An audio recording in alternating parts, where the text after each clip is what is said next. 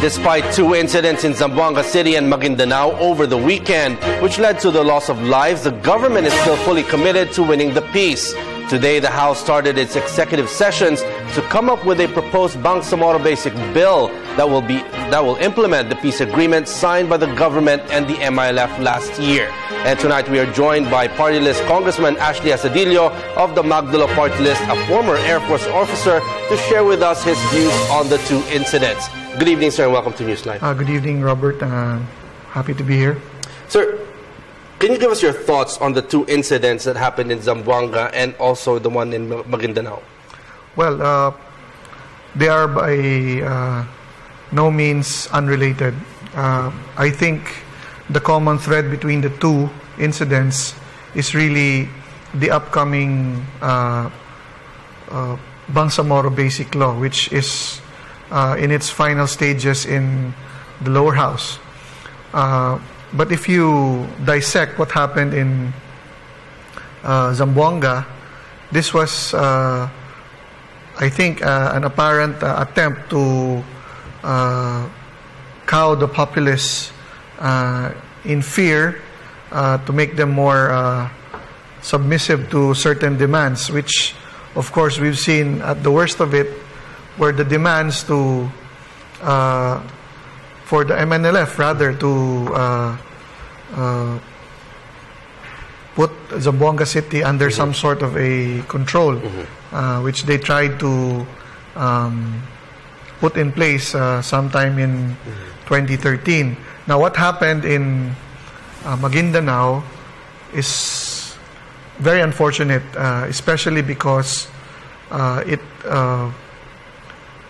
happened at the hands of a group which has been in deep talks with the government to find a lasting solution to the peace and order problem in Mindanao. So I consider Zamboanga as an outright attempt to spoil the peace process, whereas the incident in Mamasapano, and not just a simple incident but a very major incident at that, is clearly a reason for the government to think harder about where the peace process is headed at this point. So having said all that, do you think it's really going to greatly affect the current situation right now in the peace talks and the Bangsamoro Basic Law? Well, I've heard plenty of comments from government officials saying that this will by no means affect the peace process. I would like to disagree with them. It would be, to my mind, insensitive to set this thing aside as they would like us to do. Precisely why these things happen should be a point of discussion in Congress while the final provisions of the Bangsamoro Basic Law are being hammered out. Two, it puts into question the sincerity of the MILF to always choose the peaceful option in sorting out issues like this one. And third, it also puts into question their control of things on the ground, where we're supposed to hand over reins to them of autonomous government, and apparently in this case we don't see any semblance of control. Now, sir, unfortunately, the incident that happened in Maguindanao was between government forces and the MILF, and as we know, that the peace talks being held with the Bangsamoro Basic Law is between the government and the MILF. Now, the government has made a statement saying that they are still committed into the peace process of attaining lasting peace in that area. Has there been a statement by the MILF in terms of this alleged misencounter in Maguindanao? Well, one thing that sticks to my mind as to what the MILF said is that they're pinning the blame on the government, specifically on the Philippine National Police, for quote-unquote not coordinating with them. Well, I have 2 points about that. First, it does not justify. Let's assume, for the sake of argument, that the PNP should have coordinated with them. Still, it does not justify the level of atrocity that befell our police commandos. You have 43 dead. Around 8 are still in captivity. And I've seen the video that has been circulating over the internet. The wounds were not just gunshot wounds. These are wounds consistent with post-mortem brutalities, meaning binaril pa sila after nilang mamatay kasi sabog yung bungo, some limbs are missing. That's one point. Second point, the government, in pursuit of justifiable law enforcement operations, has the prerogative of performing exactly the operation which they performed in Mamasapano.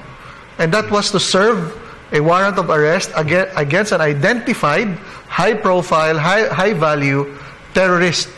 So, where on earth can we find a group that will tell the government, our government, that you have no right to serve a warrant in this area, our area, which should not be their area in the first place? Now, as you said, the MILF has stated that there was no coordination, thus saying there is an alleged misencounter. Now, in terms of operations like this, what, as a military man yourself, what kind of coordination should have been done or for this so that to ensure that the operation ran smoothly?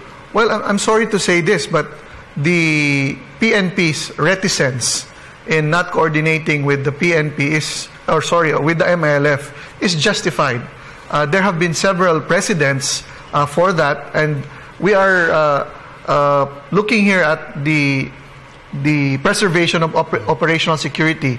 OPSEC required that no information pertaining to the operation be released to parties which are not stakeholder to this. A lot of people will say, even in government, that the MILF are proper stakeholders here. But to my mind, considering the several precedents that I mentioned a while ago, that sharing information led to the escape of certain individuals which were the subject of warrants of arrest, I cannot blame the PNP. So operational security, I think, was the paramount consideration in this case. That's why they did not coordinate.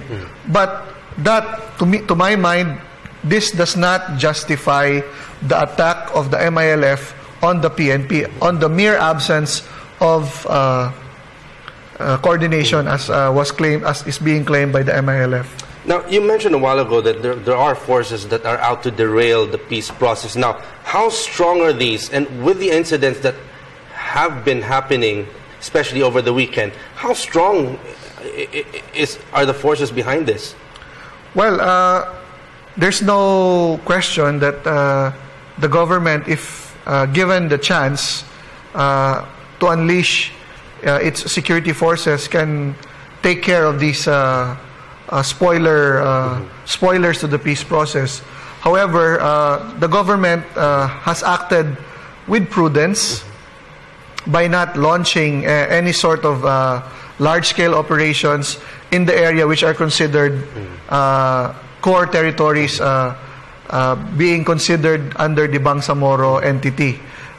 This, despite the fact that there have been reported presence of fighters from the Bangsamoro Islamic Freedom Fighters, which have been reported to be behind the different attacks, provocative attacks via bombing or harassments in different parts of Mindanao. I must give it to the government for acting with prudence. However, this puts our security forces, both the PNP and the AFP, in a very difficult situation. They are tasked to maintain and ensure that peace and order remain in Mindanao, but they are constrained from running after the perpetrators of certain terroristic or disruptive acts. So napakahirap po ng sitwasyon ng ating mga security forces. No, sir. How will these incidents now impact on the security provisions of the proposed bill and the normalization process? Well, that has been a point of contention in the deliberations in Congress.